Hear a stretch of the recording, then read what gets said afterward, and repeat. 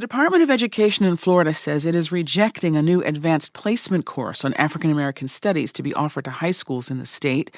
In a letter addressed to the College Board, it states the course is, quote, historically inaccurate and violates state law.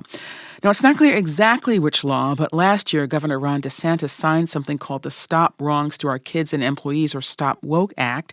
In it, schools and corporations are prohibited from offering training or lessons to students or employees that include any of 8 concepts, including that people are inherently racist or oppressive because of their race or sex, or that they should feel guilt or anguish because of past actions by people of their race or sex.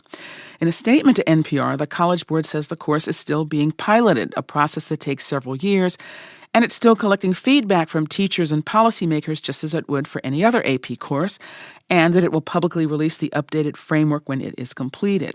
But critics are calling the action another attention-seeking gambit as Governor DeSantis enters his second term in office and is considering a presidential bid. We wanted to hear from somebody who is part of educational policy making, so we called Steve Gallon III. He is an elected school board member for Miami-Dade County Schools, a lifelong educator, and a former state school superintendent, and he is with us now. Mr. Gallon, thanks so much for joining us. Thanks for having me, Michelle. I'm glad to be here. Thank you. So your initial reactions when you heard that the course had been rejected? My initial reactions were related to the fact that that decision is really inconsistent with what we see as Florida law. So to the extent that there's a representation that it does not comply with law, the teaching of Black history is actually stipulated in state statute. The state has a provision in law that says schools shall teach Black history, and it should include topics that reflect but that are not limited to the African civilization, the establishment of slavery, the Middle Passage, Civil Rights Act, Jim Crow, abolitionist movement. It really speaks to the contributions of African Americans, the struggles, the achievements, and these are stipulated expectations in Florida law. So when I first heard that, I wanted to really get a sense of, number one, the inconsistency, and number two, why. So what happens now, I guess is what I'm saying, is the presumably like the purpose of these AP exams, which are optional, by the way. Nobody's required to take any AP course.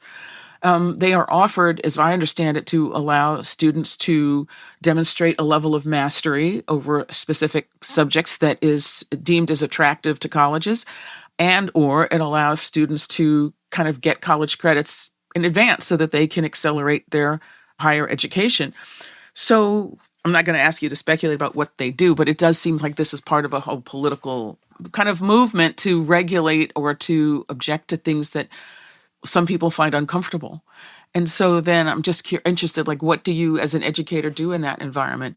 As a policymaker, we wait until the process comes to its completion. So number one, the process does involve submission, review, and feedback. Okay, that is the process, whether it's a textbook, whether it's an AP course, anything that's considered for implementation in our schools throughout the state, or quite frankly, even in a district. A district will have someone to submit. The district will review, will provide feedback prior to a disapproval or approval.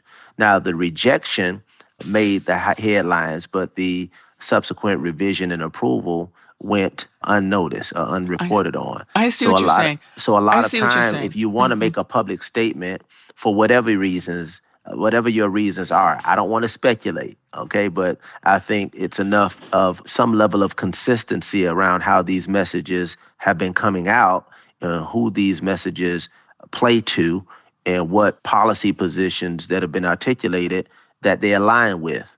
I see what you're saying. So I think I hear you saying is that this course may yet be approved. Yes. And students may yet be able to take it. Yes. So before we let you go, there have been anecdotal reports that teachers in parts of the state have seen books that they consider to be entirely appropriate questioned or held up or removed from libraries. You know, books about like Rosa Parks and Frederick Douglass and sort of classic historical figures that people have studied for decades now. Are you getting reports like that? Do you think, is that true? I mean, there are those who are concerned that this state law, this so-called Stop Woke Act, is already having a chilling effect and an overly broad effect on what students have access to. Do you share that concern?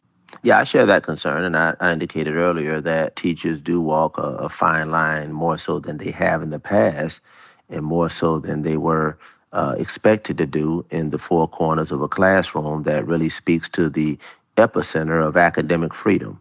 So, yes, it is something that teachers are cognizant of, and obviously principals and educators and even policymakers are cognizant of, things that we normally would not expect to be divisive or contentious or potentially problematic.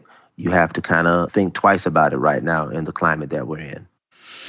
Are you concerned about that? Or do you think that overall, even though it's nerve-wracking, that students are still getting what they need to be functional members of the society, which is, I think, at the core of what school is about? Yeah, our students are getting what they need, but I think parents do have a right. Parents do have, should have a say. I support that wholeheartedly.